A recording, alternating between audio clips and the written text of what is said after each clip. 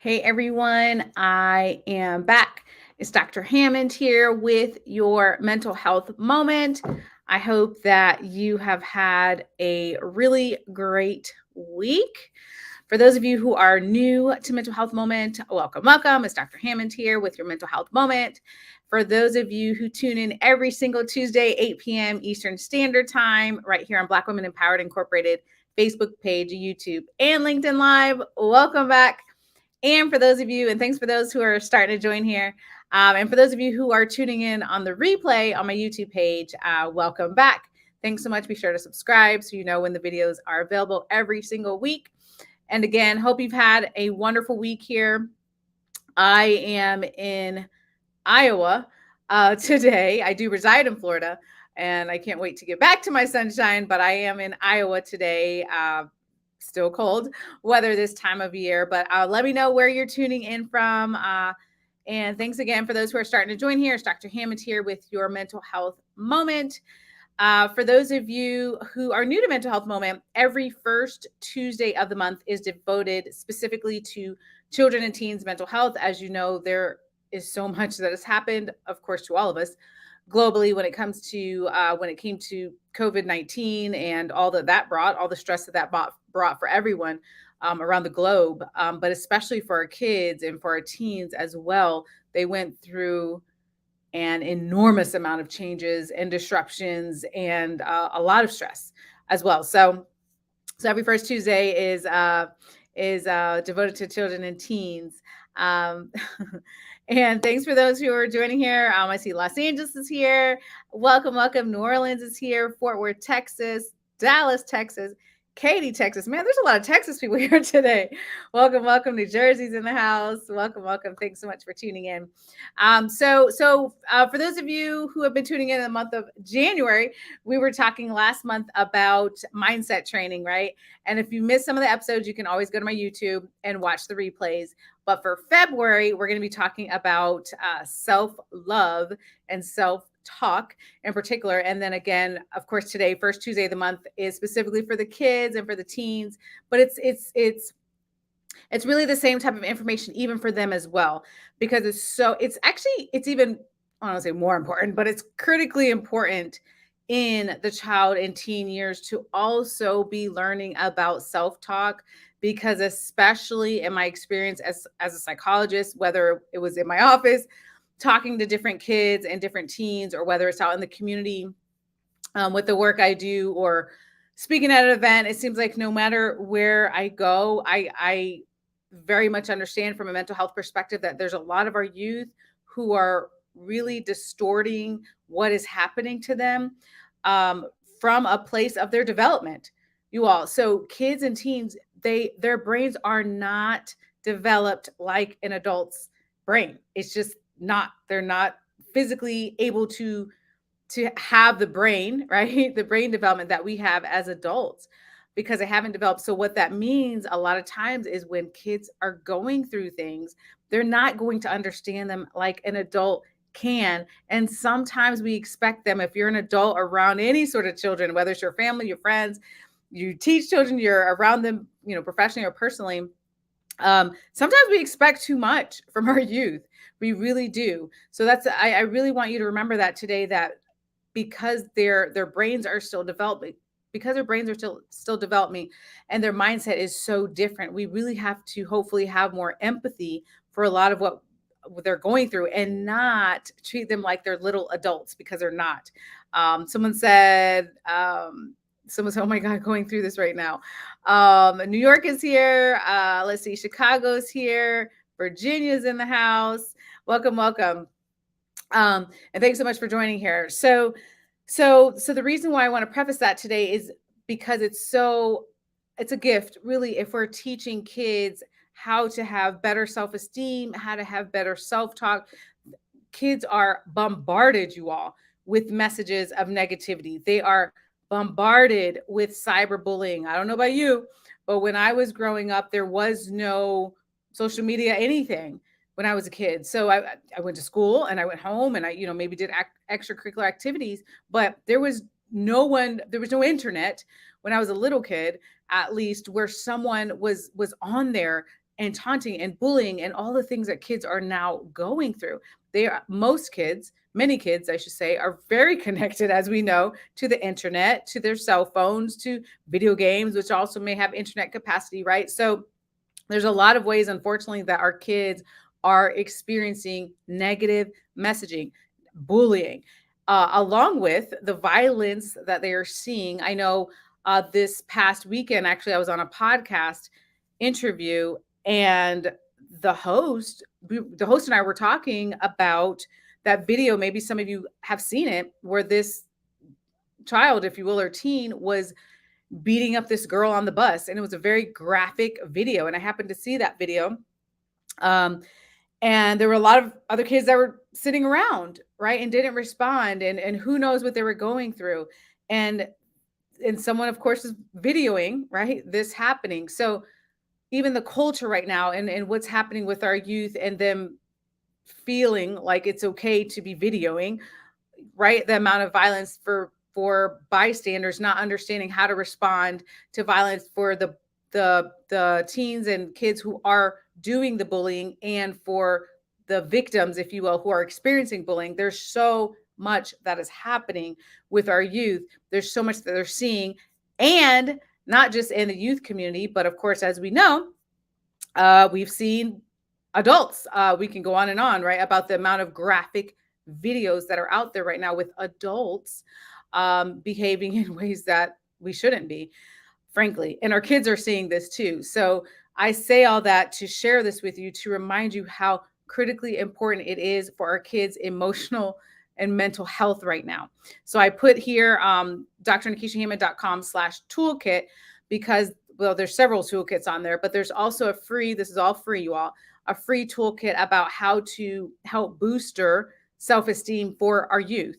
There's also information on there about parents' self-care, which is a whole nother conversation. We'll get to that in another mental health moment, along with things teachers can do. There's a lot of different digital toolkits on there. It is free. There's no sign up. There's no anything.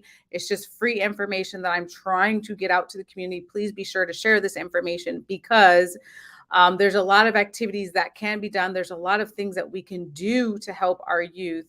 But the most important thing for us to be thinking about is making sure their emotional and mental health is a priority. I can't stress that enough. Someone said, oh, thank you so much. Someone said, thank you for all that you do. You're absolutely welcome. Someone said, good evening. Welcome, welcome. Finding out about your daughter. Yes, very, very difficult. And I'm sorry to hear about that situation that you put in the chat here. Someone said, should they ask their turn, or I think they said, like, turn the other cheek? How should they respond to violence? You know what? Here's the thing. That's a great question when it comes to youth and mental health. The reality is, I've had the opportunity to work in a lot of different settings over time. So for those of you who are new to Mental Health Moment, I've been a psychologist since 2009. So it's been a while. I've been in a lot of different settings, met a lot of different families from a lot of different walks of life. And I will say, when it comes to violence, because someone asked that question about how should kids respond, we need to do better as a community, first of all, in what we're modeling, because kids are seeing an enormous amount of violence right now. Kids are exposed to so many graphic videos on a daily basis. Going to YouTube, I mean, not even just YouTube, going to any source. There's a ton of different sources with really graphic videos. As I mentioned before, again, when I was back in my day, there was no social media. There wasn't graphic videos per se of real people in my life that I was watching growing up. It may have been something violent on TV, a movie or something like that, but these are kids watching violent videos of people they know. Like, this is real life, right? And or people recording and that sort of thing. So I absolutely think there needs to be a lot of conversations.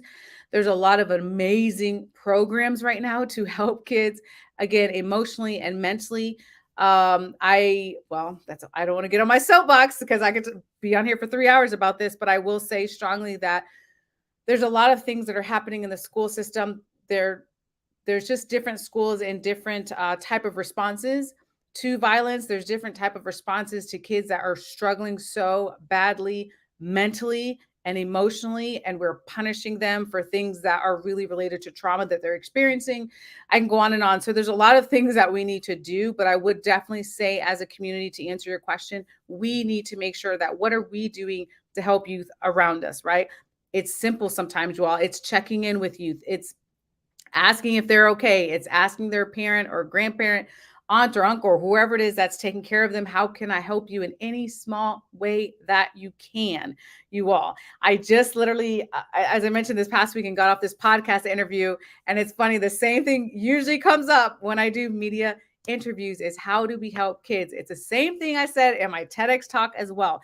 We cannot, you all, and I'm going to share it for the 150th time, and I will keep sharing this. We cannot, as a community, continue to keep blaming different systems. We can't say, well, when the government changes, when the school system changes, when the mental health system changes, when this system and all of that, right? We can't keep saying, let's just wait for these things to magically change. But instead, as a community, and I know I'm preaching a little bit tonight, you all, but I'm urging you to think about collectively as a community, how can we help these youth? It is heartbreaking, you all. For those of you who saw that video that was circulating and went viral probably on social media with this kid that's beating up this little girl on a school bus, very graphic video. Well, actually, I think there was two kids actually taking turns punching her. And I know this happens all the time, but again, when it goes viral, when these videos are circulating about, when kids are seeing it, um, teens are seeing it, we are seeing it, and we're all just shocked. It's like, okay, but what can we do about it, right? Like, it's sad and it's heartbreaking, but what can we do about it? I wonder, I don't know the specifics in that case, but I wonder what was happening in this kid's life that would cause him to act like that. What's going to happen to this little kid now that had this experience, this traumatic experience, right? What's going to happen to all these kids that were watching this who are also probably traumatized, right? There's so much that we have to be thinking about. So again, I urge you to think about, for us to think about as a community, how can we help kids? And someone said they're here from San Francisco. Welcome, welcome. Um, Someone said, I heard about the bullying on the bus on social media, but did not look for the video. Yeah, it was really sad. I did happen to see that video because I don't remember what platform it was on, but I told you guys, we talked about this last week actually, about being aware of what we're letting into our system, if you will, our mental health system. And that particular video, when I was happened to be scrolling on social media, it didn't have one of those like graphic, you may not want to watch this. So I ended up accidentally watching it. But I am glad I did watch that one because it came up in some recent discussions I was having, and it is important for us to understand what's happening, but also as a community for us to be responding. And yeah, someone said, "Oh, that's sad. So what are they doing about that?" I'm not sure. That's a great question. I'm not sure what the response was in that particular case. So I don't know kind of like the aftermath and what has happened. I know that the social media response for a lot of people was a lot of shock, a lot of heartbreak. Why is this happening? I can tell you all, there's such a crisis right now in children's mental health. There's a lot of kids that are still hurting, you all. There's a lot of kids that are still dealing with things that have happened even years ago, but is still continuing to have its effect from 2020. Right? Just because we're a couple years later doesn't mean that the things that happened a couple years ago just magically got better. There were a ton of people who lost jobs, who lost houses, who lost caregivers, right? A lot of kids and teens lost family members. We'll never see them again. They're dealing with grief, they're dealing with trauma along with their personal lives, right? So there's a lot that's been happening. So a couple of things that you can think about. And again, whatever position you're in watching this, whether you're a parent, a grandparent, someone that has kids, or you're working professionally around kids, or in whatever capacity, it really means so much. And I know it sounds so simple, you all, what I'm going to suggest, but it's so powerful. Okay, this is very powerful. So if you've gained nothing from today's mental health moment, I want you to remember that when kids feel that you care about them, it really goes a long way. When they feel like someone cares about them, it really goes a long way. It really, really does. And I'm sharing this with you as a psychologist, as someone who's been in the mental health field, especially dealing with children and teens for a long time, even before I became officially a psychologist. And I was in school and going to different communities, whether it was with the schools or whether it was with different mental health settings, and saw a lot of kids dealing with a lot of trauma, for over a decade here. And it it can be really life changing. It can be really life changing when they feel that someone cares about them. There are kids out there, it's so sad. There are kids out there for whatever reason that they don't feel like anyone cares about them. So they don't feel like whoever they have in their household cares about them. They don't feel like whomever they're surrounded with at school cares about them. They don't feel their teacher cares about them, their friends cares about them, their family cares about them. But you in their life, maybe you know some children or some teens, in your place of worship, let's say, or wherever it is that you're in the community and you're around kids. It doesn't have to be your biological child, right? But they feel like you care about them. We are at the point where that is life changing. That is not even life changing. That's life saving right now for some kids. Oh, yeah, I could go on for a couple hours on this topic, but it is life changing and life saving for some of our youth right now. So I really wanted to take this opportunity on today's mental health moment to give you a couple tips. Again, there's many more tips. You can always go to drnikishahammond.com/toolkit to get way more tips about how to help our youth, how to help their self-esteem, whether it's depression, anxiety, ADHD. There's all sorts of different toolkits on there. But I also really wanted to suggest to you all, and sharing this information with others too, and reminding you all how far it goes when a kid feels like someone cares about them. Because a lot of times, and this includes adults too, the individuals who have really been hurting and really in dark places, the thing that typically saves them, if you will, and helps them out is feeling that someone cares about them. This is for adults too, actually, but we're talking about our kids today, right? But it's just having that feeling someone cares about me. So it really goes a far way. Yep. Someone said, I just looked up that video. It's so devastating. It absolutely is. It absolutely is. Open dialogue with our young people. Absolutely. You're right. It's a very devastating video. And there's so many more situations that happen like that are not caught on video. That one, unfortunately, happened to be caught on video. But this is happening just more and more and more when it comes to violence, when it comes to kids that are hurting.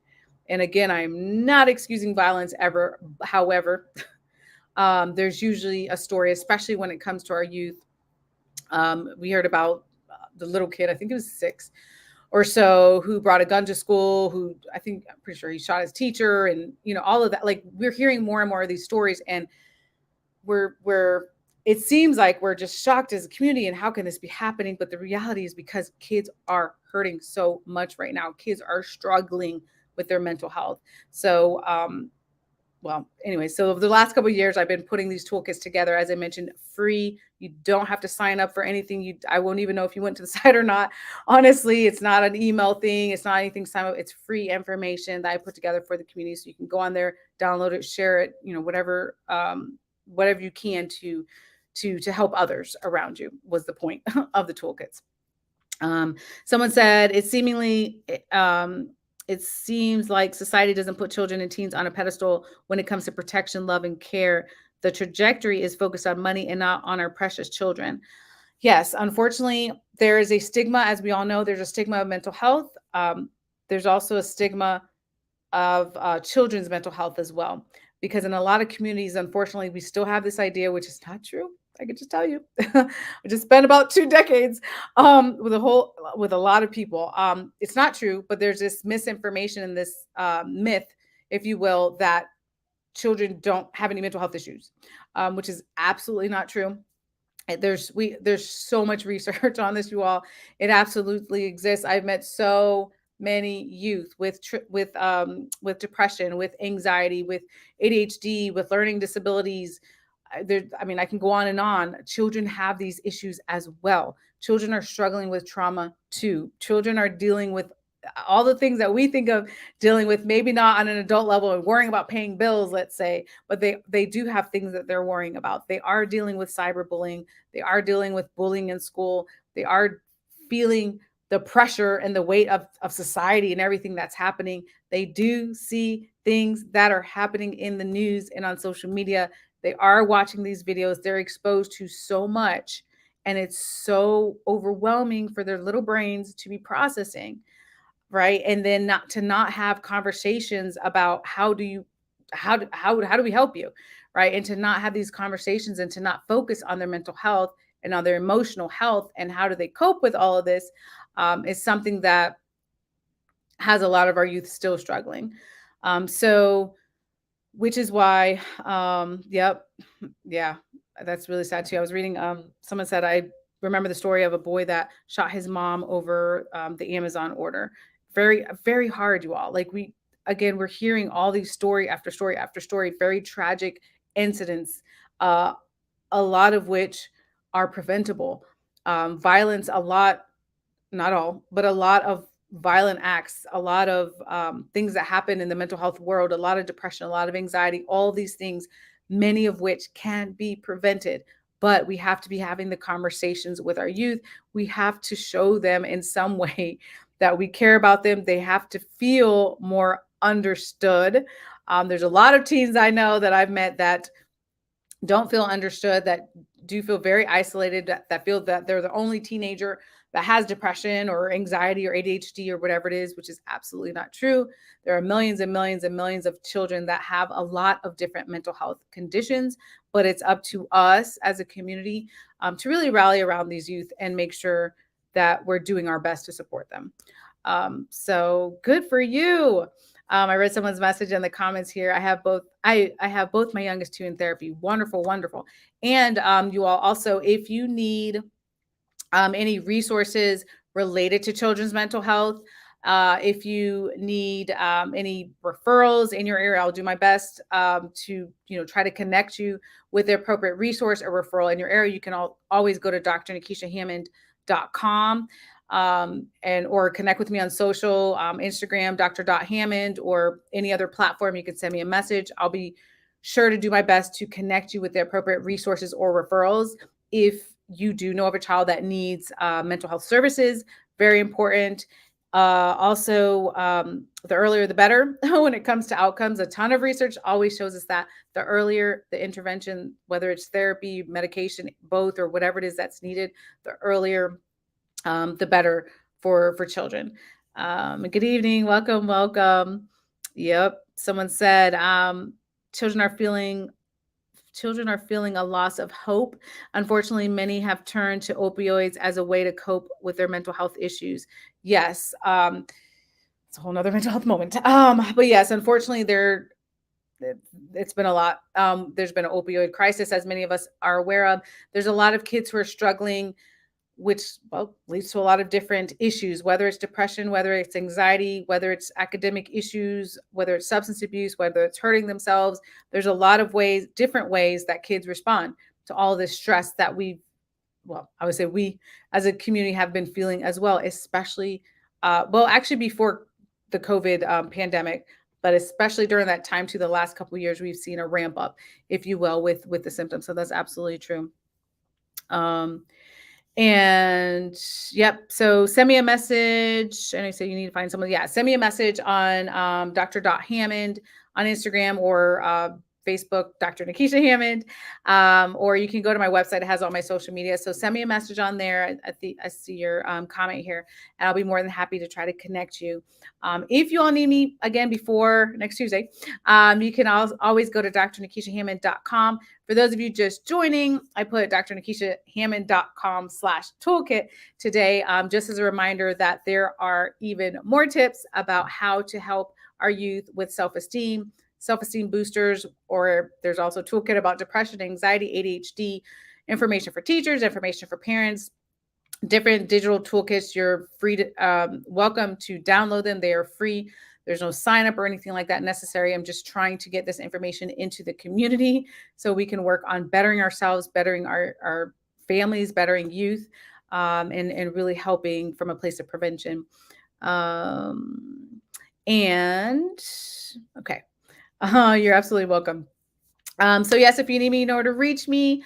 Have an amazing week, you all. Be blessed. Be sure to help someone again, as I mentioned before, in any way that you can, whether it be funds, whether it be your time, whether it be your connection, whether it be a random act of kindness, whatever it is you can do to help youth in your life, or someone else's life. And be sure to share this information as well, so we can really make sure to be improving the lives of our youth in our community. And then next Tuesday, we'll be again starting our series on self-love and self-talk for the rest of February.